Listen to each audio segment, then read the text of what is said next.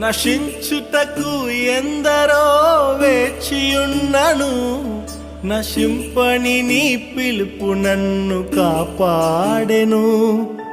ద్రోహము నిందల మధ్యలో నే నడచినను, నీ నిర్మల హస్తము నన్ను భరించెను.